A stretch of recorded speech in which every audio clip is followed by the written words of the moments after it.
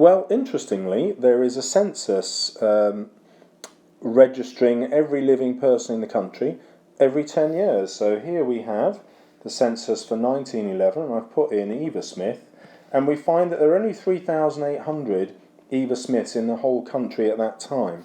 So the first question I've got to ask myself is, why has he chosen that name if it's actually very uncommon? The surname Smith's very common. Why has Priestley chosen such an unusual name to represent all working women? Well, I think there's an obvious reason. Eva is very like Eve, so the mother of all of humanity, if you take Genesis. And of course Priestley does, because his message in the play is also a Christian one, as well as a socialist one.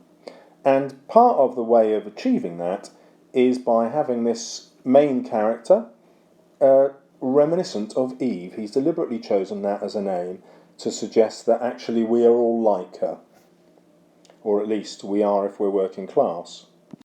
This point can be seen even more clearly if I restrict my search to just London, which is where the play would be performed and where the audience would mostly come from.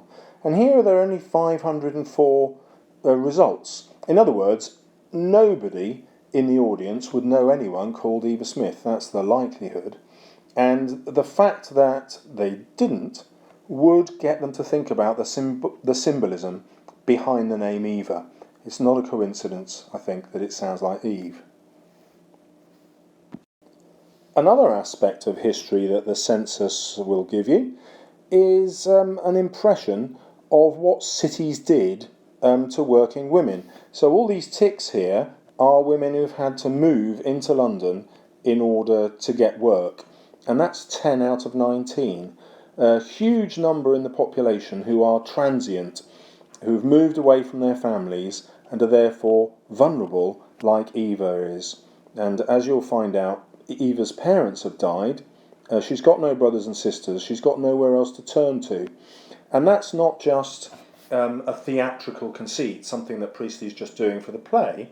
We can see here, historically, that's actually a very accurate view of what life might have been like. Another thing you might notice is the life expectancy. So I've underlined from one page here, I think this is the second page of the census, everyone who's over 40. And you can see that there are only two who work. So they're both dressmakers. So they're working maybe at home, but in better conditions. It might be a factory, but it won't be full of smoke or dangerous machinery. Completely different to the sort of factory that the Burlings operate. So we can see how vulnerable young women at that stage must have been. People didn't seem to live that long. And if they did, they had private means. They were independent. In other words, they were much like the Burlings, although maybe not quite as rich.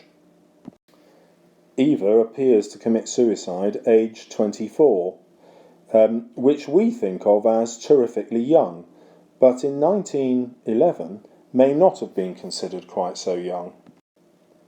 So the next thing I'm curious about is the choice of the name Daisy. We might think that somebody named after a flower would be quite common. It feels right for the period. But when I look at the whole country, there are only 1,600 people called Daisy Smith. Daisy doesn't appear to be that common a name. And so again, it's being chosen for its symbolic value. A daisy is, I suppose, like a flower, innocent, but also vulnerable, can easily be picked.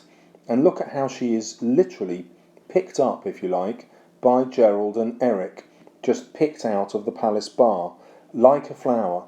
But of course, once a flower is picked, it has no roots and easily dies. It only blooms, keeps its bloom for a little while. And if we look a little deeper into this symbolism, that's what capitalism is doing. It's taking people out of the villages and off the land into cities where they have no roots, they've got no family, they've got very little to sustain them when things go wrong. Now, if we look a little deeper, for Daisy Renton, we can see that there are only 5 people on this list in the whole country, and we can look at the whole list, and then you can see actually there are only 3 whose first names are actually Daisy. The others all presumably have middle names of Daisy. So again, an incredibly rare name. So once again we ask ourselves, what is the symbolic reason? Well, once Eva changes her name to Daisy, we've seen how that indicates her vulnerability as well as her innocence, but this is contrasted by the word rent in Renton. One interpretation is that she becomes a woman for rent. Gerald literally rents her for a few months and then gets rid of her, and Eric appears to do the same.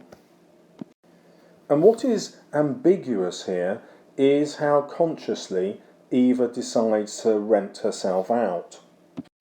In both Eric and Gerald's accounts of their relationships, they always mention that they offer money, not for sexual services and not because Daisy has asked for money. But we must remember that she has chosen this name.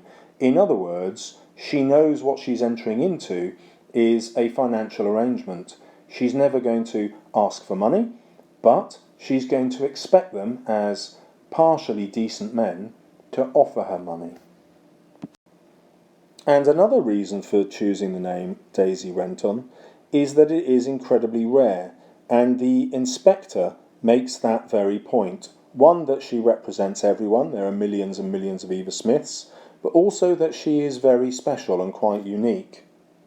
And both these ideas need to be kept at the forefront of your thinking about this character, which is great because when you have 2 contrasting interpretations, as you'll know if you've been following my videos, that gets you into the A and A star territory.